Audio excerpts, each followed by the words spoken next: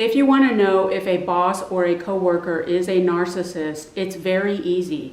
All you have to do is one thing: put up a boundary with them. A boundary is the word no. Say no to something. So we're going to do our Nancy Reagan, I know I'm dating myself with that reference, just say no. Find something to say no to. Push back the interview date. Push back the start date. Decline some job duties. Well, I can do ABC, but I can't do XYZ. Refuse to shake hands with these people. After COVID, we all have that right. Wear a mask. I do. A mask is a boundary. Don't go out to lunch with them.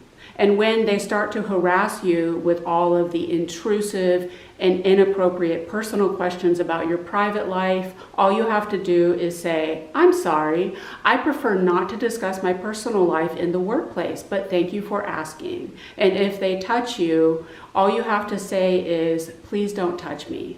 A lot of workplace bullying is basically one big boundary violation. Narcissists violate your boundaries for several reasons. Number one, they don't have any boundaries. Number two, just like workplace bullying itself, the intent is to provoke you, to get under your skin, to push your buttons, to get a rise out of you, so that when you finally react, you release emotional energy for them to feed off of as a source of supply. And finally, narcissists violate your boundaries because they know it gets to you and they enjoy hurting you. I've said this before and I'll say it again. When we tell narcissists what hurts us, we are handing them the bullets to shoot us with. If you go on a date with a narcissist and you say, well, my last partner cheated on me and that was really hurtful and I don't want it to happen again, the narcissist is just sitting there rubbing his hands together in glee and delight, thinking, oh good, now I know how to really get you. They do not stop the behavior, they double down on it. They escalate. One of the things that create narcissism in this world is just spoiling. The parents just spoiled the child. They never said no to the child. Narcissists want what they want when they want it, and they do not take no for an answer. A lot of workplace bullying is basically one big temper tantrum that a bunch of spoiled, entitled, narcissistic 3-year-old adult toddlers are throwing because they are not getting what they want. Narcissists do not tolerate boundaries because, number one, boundaries cut off supply. And when you assert boundaries with a narcissist, you are simply saying that there are rules to this relationship and certain behaviors that you will and will not tolerate. What the narcissist hears instead is a rejection of the entire self. And narcissists have abandonment issues and they cannot handle rejection. They take it personally. When you put up a boundary with a narcissist, you become mommy or daddy saying no to a toddler, and you're going to get a temper tantrum. Narcissists are walking around with narcissistic rage and something called toxic shame. Boundaries are shaming. When you put up a boundary with a narcissist, you activate both their shame and their rage, and I guarantee you they will find a way to retaliate. The retaliation may take a while, and it may be shockingly hurtful when it happens, but it's very good information. When someone shows you what they really are, that is very useful information. Oh, you're actually a demon hell beast. Good to know. Putting up boundaries with narcissists forces their hand. They have to show their true colors and lay all their cards on the table, and now you know that you don't have to waste any energy on them. When you put up boundaries with these people, you do not offer an explanation.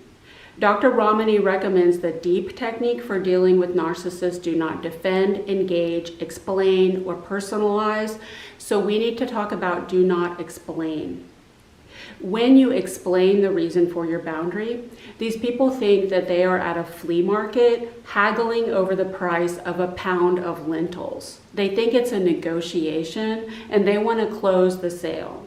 The whole thing devolves into this back and forth argument because narcissists thrive on conflict because conflict releases supply. Narcissists are obsessed with winning. And the only way they can win is by picking a fight with you in the first place. They are trying to drag you down to their level, and when you fight with them, you give them exactly what they want because you are engaging with them on their level. If you are a peaceful person who is conflict averse and you don't like drama, they probably think you're boring. The word no is a complete sentence. Non-narcissists will simply accept your boundary with respect and humility with no explanation. For example, during the interview for my current job, my boss asked me for my photograph and profile to upload to the company website. I asked her if they use employees' full names, and she said yes. I said no, and I did not take my own advice. I offered an explanation. I said I had had a problem with stalking in the past, which is true, and I didn't want anyone to know where I worked. She's a Cancer. She said, "I'm so sorry that happened to you."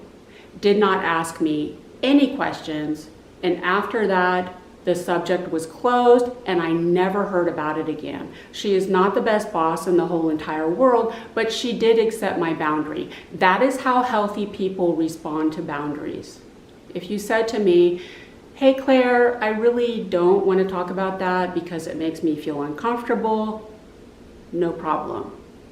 End of discussion, the conversation is over. If you assert boundaries in the workplace, you may garner a reputation as cold and uptight and serious and unfriendly and uncollaborative, a stuck-up, standoffish, elitist, high-class snob who thinks she's better than everybody else. Who do you think you are? You think you're all that and a bag of chips, blah, blah, blah, etc., especially if you are a woman, because women are socialized to be receptive, like we can be penetrated.